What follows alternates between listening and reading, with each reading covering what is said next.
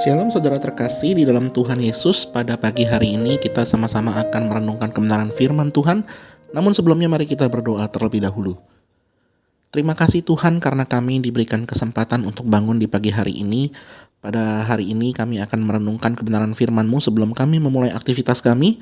Kiranya Tuhan yang boleh dapat menolong, Allah Roh Kudus menerangi hati dan pikiran kami agar kami dapat mengerti dan melakukan firman-Mu di dalam kehidupan kami.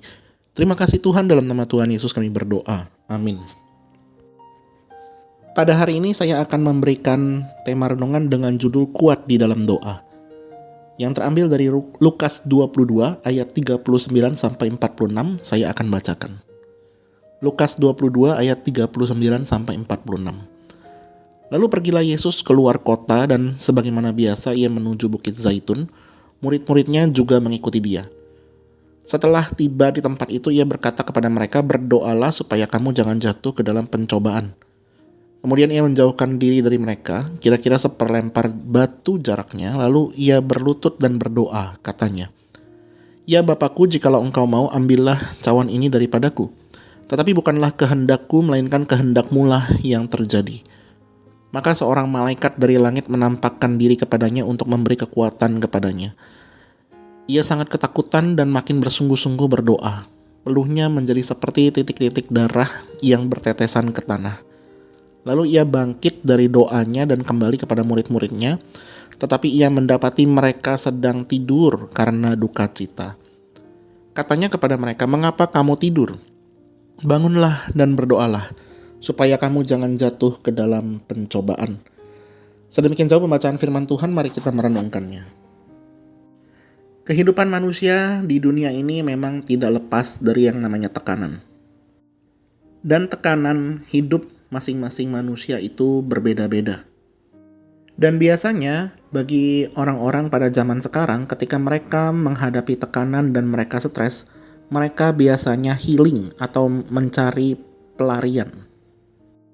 Mungkin ada yang healingnya jalan-jalan, tapi juga tidak sedikit orang yang pelariannya itu kepada hal-hal yang negatif, misalnya mabuk-mabukan, berzinah, judi, dan sebagainya. Lantas ketika kita membaca perikop pada hari ini, kita melihat bahwa Tuhan Yesus pun ketika hadir di dalam dunia ini juga mengalami tekanan. Kita sama-sama tahu bahwa Tuhan Yesus itu adalah 100% Allah dan 100% manusia. Maka Tuhan Yesus pun juga dapat merasakan yang namanya tekanan. Apalagi kalau misalnya kita melihat di dalam perikop ini menceritakan tentang masa-masa sebelum penyaliban daripada Tuhan Yesus. Tetapi yang menariknya kalau misalnya kita melihat apa yang Tuhan Yesus lakukan.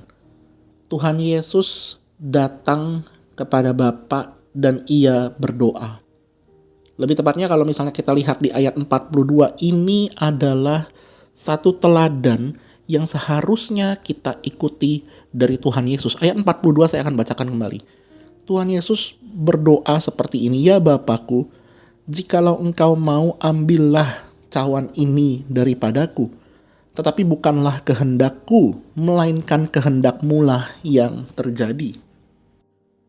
Luar biasa sekali saudara, ini adalah doa yang betul-betul mencerminkan mengenai penyerahan total kepada Allah. Dan tentu memang kita tahu Tuhan Yesus itu adalah Allah. Tetapi Tuhan Yesus menunjukkan bahwa ketika ia hadir di dunia, di dalam natur kemanusiaannya pun juga, Tuhan menunjukkan bahwa kita sebagai orang-orang yang percaya kepada Tuhan Yesus, maka kita pun juga harus mengikuti teladan dari Tuhan Yesus, yaitu menyerahkan seluruh pergumulan kita kepada Allah. Permisi tanya saudara, berapa banyak di antara kita yang berdoa seperti ini? Atau mungkin jangan-jangan kita berdoanya malah terbalik. Jangan-jangan kita berdoa kepada Bapa, kita berdoa seperti ini, "Ya Bapa, biarlah kehendakku yang terjadi, bukan kehendak-Mu."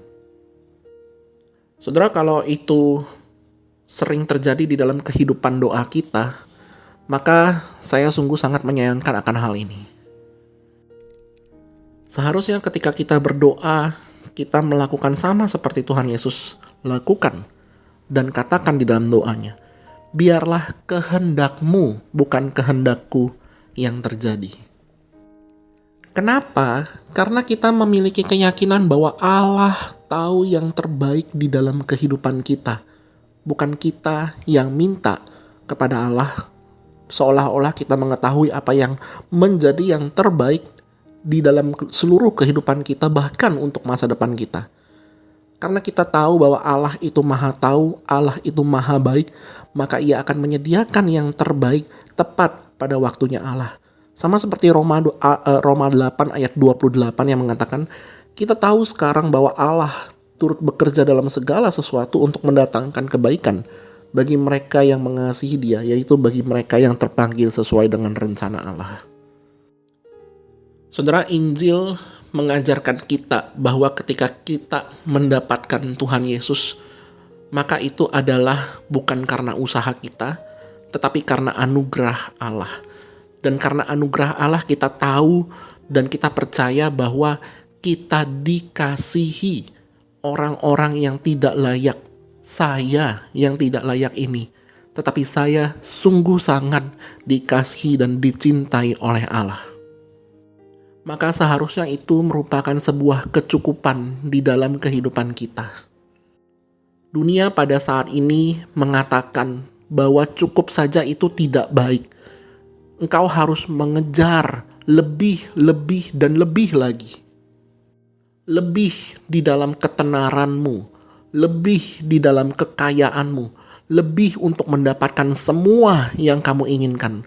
Tetapi Injil mengatakan bahwa kita tidak harus mendapatkan semua yang kita inginkan.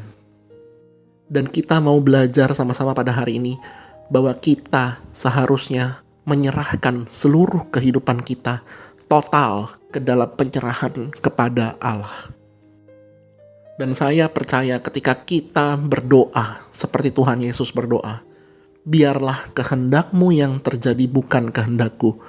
Saya percaya Allah Roh Kudus menguatkan kita untuk menjalani kehidupan kita yang tidak mudah ini. Dan saya juga percaya dan yakin, dan seharusnya kita semua yakin, seperti yang dikatakan Roma 8 ayat 28, bahwa kita tahu sekarang bahwa Allah turut bekerja dalam segala sesuatu untuk mendatangkan kebaikan bagi mereka yang mengasihi Dia, yaitu bagi mereka yang terpanggil sesuai dengan rencana Allah. Maka dari itu seharusnya menjadi kekuatan di dalam kehidupan kita. Saya memiliki pengharapan bahwa Allah yang saya percaya tidak memiliki niat jahat sama sekali di dalam kehidupan saya. Maka ketika saya berdoa kepada Allah, saya mau berdoa, biarlah kehendakmu yang terjadi, bukan kehendakku. Kiranya firman Tuhan ini menjadi penghiburan, pengharapan, dan juga kekuatan bagi kita yang mungkin pada saat-saat ini mengalami pergumulan di dalam kehidupan kita. Mari kita berdoa. Terima kasih Tuhan karena kami diajarkan kembali bahwa kami seharusnya memiliki doa yang seperti Tuhan Yesus ajarkan, yang seperti Engkau ajarkan, bahwa sesungguhnya biarlah semuanya itu yang terjadi di dalam kehidupan kami ini, semuanya itu terjadi sesuai dengan kehendak-Mu, bukan kehendakku, bukan kehendak saya, bukan sesuai dengan keinginan saya. Biarlah kami memiliki kerendahan hati dan memiliki kesabaran untuk belajar menunggu jawaban daripada Tuhan. Allah Roh Kudus kiranya terus menguatkan kami melewati perjalanan kehidupan kami yang tidak mudah ini, dan kami menyerahkan kehidupan kami total seluruhnya ke dalam penyerahan kepada Allah. Terima kasih Tuhan untuk firman-Mu yang menguatkan kami. Dalam nama Tuhan Yesus kami berdoa. Amin.